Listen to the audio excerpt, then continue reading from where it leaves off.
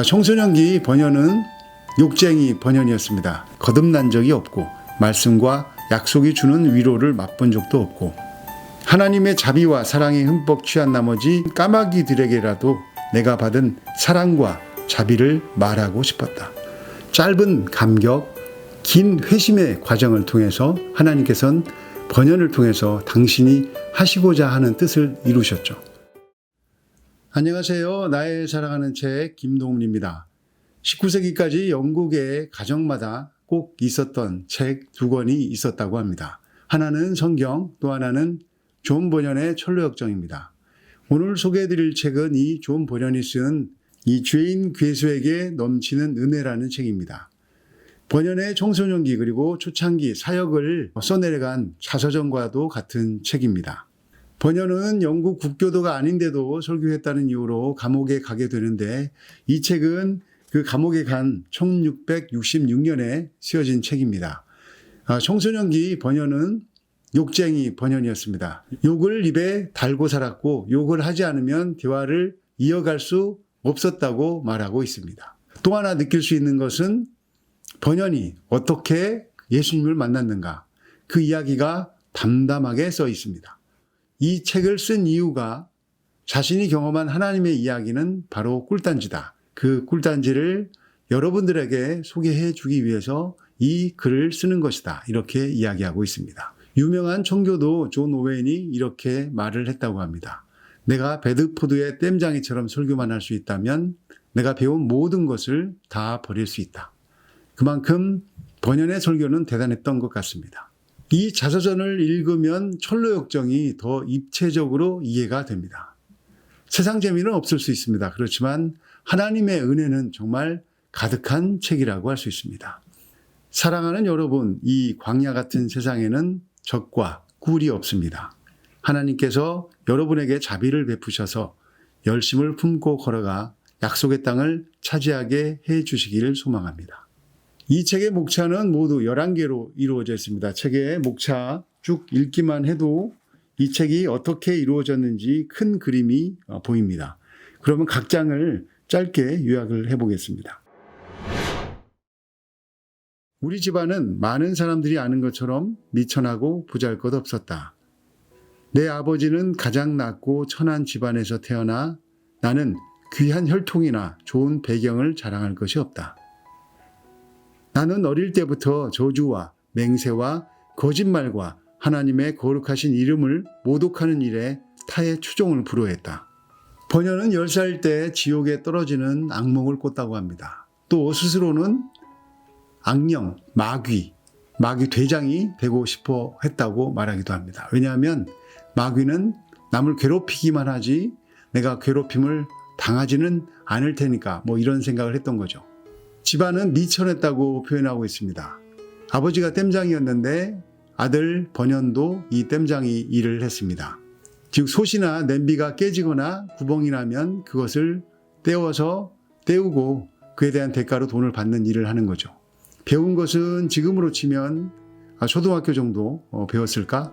정말 세상 스펙으로는 하나도 내세울 것이 없는 번연이었습니다. 그런 번연이 어떻게 역작, 철로역정과 같은 하나님의 작품을 쓸 수 있었을까요? 그런 번연이 이제 결혼을 하게 됩니다. 20살 때 결혼을 하는데 그 아내가 아주 가난한데 청교도 집안에서 온 아내입니다.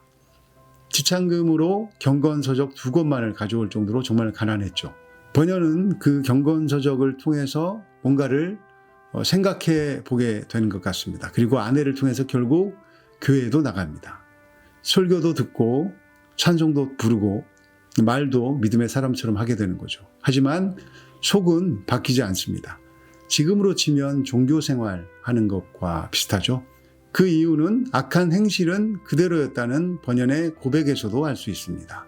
번연이 그때 좋아했던 것은 다른 사람들이 나를 좋게 평가해 주는구나. 이것이 자신은 더 좋았다고 말하고 있습니다.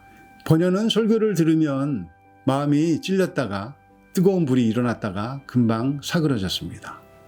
그리고 자치기 놀이를 하다가 어느 주일날 하나님의 음성을 듣게 됩니다. 자치기 놀이는 긴 막대기로 바닥에 짧은 막대기를 쳐서 튀어오를 때 그것을 쳐서 멀리 나가면 이기는 놀이죠. 어떤 하나님의 음성이 번연에게 들렸을까요? 죄를 버리고 천국에 가겠느냐, 아니면 죄를 끌어안고 지옥에 가겠느냐. 그런데 번연의 결론은 이렇습니다. 여태껏 너무 큰 죄를 저질러서 하늘을 우러르기엔 이미 늦었어. 그리스도께서 내 죄를 용서하실 리가 없잖아. 번연은 얼마 후 욕하는 버릇을 끊게 됩니다. 어느 가게집 여주인에게 혼이 났는데 그 다음부터 욕이 끊어진 것입니다. 여주인은 나처럼 함부로 욕하는 사람은 처음 보았다면서 나더러 동네 젊은이들을 죄다 버려놓고도 남을 만한 자라고 했다. 어떻게 해서 그렇게 되었는지는 모르지만 그때부터 나는 욕하는 버릇을 완전히 끊어버렸다. 이 세 번째 목차에서 바로 번연이 정말로 회심하는 장면이 나옵니다. 어느 날 땜장이 일로 베드포드에 가게 됐는데 태양이 내릴 즈에는 어느 집 앞에서 가난한 여인 서너시 둘러앉아 하나님의 일에 관해 이야기하는 것을 듣게 됐다. 그런데 여인들의 말을 듣기는 했어도 이해하지는 못했다. 그들은 하나님이 자기들의 마음에 역사하셔서 거듭나게 해주셨고 자신들의 상태가 얼마나 비참했는지 거듭난 후에야 절실히 깨닫게 되었다고 말했다. 더 나아가 사탄의 여러 가지 암시와 유혹에 관해서 말했고 사탄에게 어떤 방식으로 공격을 당했고 그 가운데서 어떻게 힘을 얻었는지 이야기했다. 거듭난 뒤에도 마음의 비참함과 불신앙이 여전히 남아있다는 말도 주고받았으며 자신들의 의가 불결하여 작은 선이라도 이루기에 불충분하다고도 했다. 나는 그들의 대화에 기쁨이 배어있다고 생각했다. 그들의 말은 성경적인 확신에 차 있었고 그들의 표정에도 은혜받은 표시가 역력해서 마치 새로운 세계를 발견한 것처럼 보였다. 나는 아무것도 아니란 회의가 밀려왔다. 내가 신앙과 구원에 관해 품어온 생각들을 다 털어봐도 나는 거듭난 적이 없고 말씀과 약속이 주는 위로를 맛본 적도 없고 다만 내 악한 마음의 기만성과 폐역성만 남아있다는 것을 알게 된 것이다. 번연도 그렇고 수많은 믿음의 선진도 그렇고 이 절망에서 믿음이 늘 새로 시작하는 것 같습니다. 내가 얼마나 비천한 존재인지, 내가 얼마나 가망 없는 존재인지를 깨닫는 그 지점이 믿음의 출발점이 되는 것 같습니다. 이 목차에서는 번연이 이해할 수 없는 장면 두 가지를 이야기합니다. 멸망에 대한 두려움에 시달리며 지내는 동안 궁금한 것 두 가지가 있었다. 하나는 노인들이 마치 이 세상에서 영원히 살 것처럼 이 생의 일에 연연하는 모습이었다. 다른 하나는 신자들이 배우자나 자식과 사별하는 등의 외적인 상실을 당하여 크게 좌절하고 주저앉는 모습이었다. 주님, 이렇게 사소한 일들로 세상은 얼마나 분주한지요. 이 세상 것을 얻으려고 저렇게들 노심초사하며 그것을 상실하면 하늘이 무너지기나 한 것처럼 낙심합니다. 만일 내 영혼이 건강하고 그것을 확신할 수만 있다면 서로 빵과 물만 먹고 살아도 나는 큰 부자가 된 것처럼 넉넉하게 살 수 있을 것입니다. 이런 번연은 새와 물고기를 부러워했습니다. 새와 물고기는 죄의식이 없으니까 지옥에 가지 않는다는 것이죠. 그만큼 자신의 실존에 대한 번연의 괴로움, 절망이 컸다는 이야기입니다. 내 속에 구원에 대한 열망이 없다는 사실이 나를 슬프게 했다. 번연은 이렇게 늘 절망의 늪에서 괴로워했습니다. 그러나 철로역정 절망의 늪에서 도움을 만난 것처럼 번연은 늘 말씀에서 다시 힘을 얻습니다. 번연은 어느 목사님의 너는 내 사랑이다 하는 아가서 말씀 설교를 듣고 처음으로 마음에 큰 기쁨을 누립니다. 너는 내 사랑이다. 너는 내 사랑이다. 아무것도 너를 내 사랑에서 끊을 수 없다. 나는 그 음성에 충만한 위로와 소망을 맛보았으며 내 죄가 용서받았음을 믿을 수 있었다. 하나님의 자비와 사랑에 흠뻑 취한 나머지 집에 도착할 때까지 도무지 나를 주체할 수 없어서 밭에 앉아 있는 까마귀들에게라도 내가 받은 사랑과 자비를 말하고 싶었다. 그러나 그 기쁨도 오래가지 못했습니다. 번연은 사단이 주는 수많은 생각으로 계속 괴로웠습니다. 예를 들어서 예수님이 구주라는, 구원자라는 근거를 갖고 있는 것처럼 다른 종교들도 그런 근거를 갖고 있다면 어떻게 될까? 만약 천국이 있다면 어떻게 그렇게 많은 사람이 천국으로 가는 바른 길을 모를 수 있다는 말인가? 이런 질문으로 계속 괴로운 시간을 보내고 있었고, 그 괴로운 시간도 결국 다시 말씀으로 답을 찾습니다. 언젠가 시골길을 걸어가면서 내 마음의 사악함과 참남함과 내 속에 있는 하나님에 대한 반감을 생각할 때 떠오르는 말씀이 있었다. 그의 십자가의 피로 화평을 이루사. 이 말씀으로 하나님과 내 영혼이 그리스도의 보혈로 화목하게 되었음을 거듭 깨닫게 되었다. 참으로 가슴 벅찬 날이었다. 괴로움과 절망, 그 가운데 다시 말씀으로 힘을 얻는 이 과정은 계속 이어집니다. 그리스도로 말미암아 하나님을 사랑할 마음을 일으키신 뒤 시험자가 다시 나를 찾아왔다. 그의 손에는 전보다 더 중대하고 두려운 시험이 들려 있었다. 이 세상의 것을 줄 테니 지극히 복되신 그리스도를 팔고 떠나라는 것이었다. 이것을 위해 혹은 저것을 위해 그리스도를 팔아라. 그를 팔아라. 팔아라. 안 돼. 세상을 1000번, 10,000번 준다 하더라도 그렇게는 할 수 없어. 하고 적어도 20번쯤 되뇌었다.